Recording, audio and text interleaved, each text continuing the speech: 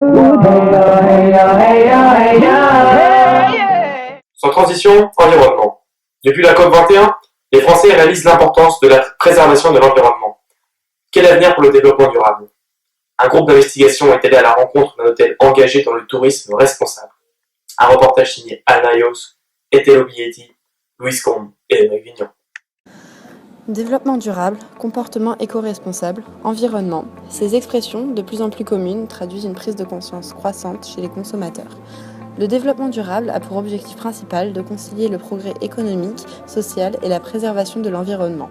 Nous nous sommes plongés dans l'univers du tourisme parisien afin d'étudier son engagement dans cette problématique actuelle. Encore très récemment, la France était le pays le plus visité. Mais comment gérer une telle activité économique tout en satisfaisant les touristes et en protégeant notre environnement? Sur le site de l'Office de tourisme de Paris, l'onglet Tourisme responsable apparaît dans les nouveautés. La capitale suggère de nombreuses options aux touristes intéressés pour visiter la ville tout en ayant une empreinte écologique moindre. Les propositions concernent aussi bien le logement, le transport, l'alimentation et les sorties des consommateurs en promouvant notamment les espaces verts de Paris. Nous nous sommes penchés sur l'hébergement, qui est un élément clé dans l'organisation d'un voyage touristique. Le site internet nous invite à choisir le type de logement désiré et affiche les différents labels distribués.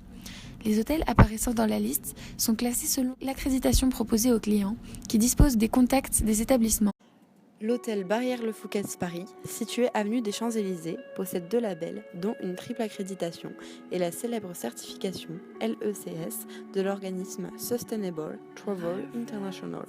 Nous nous y sommes rendus afin de les interroger sur leur implication. Alors, je m'appelle Sandrine Guido, je suis assistante administrative au Fouquet's et je suis responsable du département hébergement. Moi, mon but, c'est de promouvoir un luxe responsable en proposant des solutions éco-responsables. Vos engagements sur la thématique du développement durable? Alors, il faut savoir que le Fouquet's Barrière a été le premier hôtel en Europe à obtenir la certification Leading Green, qui s'appelle LECS. Qui a été développé par l'organisation Sustainable Travel International. Et aujourd'hui, nos certifications, on compte parmi nos certifications la norme ISO 14001 pour l'engagement environnemental et SA 8000 pour la responsabilité sociale. Plusieurs mesures qui sont mises en place. D'abord, le tri sélectif et le recyclage des déchets organiques. Il faut savoir qu'on a une baisse de 5% de la consommation d'énergie par an grâce à cette mesure.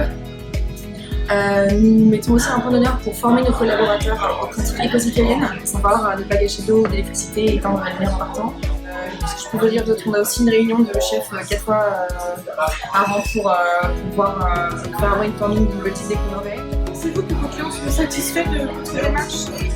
Alors, on a mis en place une nouvelle mesure qui est le prêt de vélo électrique et on a aussi en parallèle mis en place une offre de séjour qui intègre une compensation carbone via un programme qui s'appelle Leading Hotels of the World.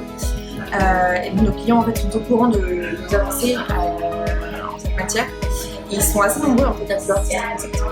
Comment sensibilisez-vous vos salariés au tourisme responsable? Alors déjà, l'aspect principal, c'est d'informer et de sensibiliser les partenaires de développement durable. En fait, on se rend compte aussi que les salariés étant eux-mêmes plus satisfaits grâce à cette politique, on augmente notre rentabilité et enfin on développe l'intégration de nouveaux collaborateurs en leur inculquant dès le début cet état d'esprit éco-responsable. Merci. Une belle initiative pour préserver notre capitale pour les générations futures. Et tout de suite, la météo de Valérie Vignier.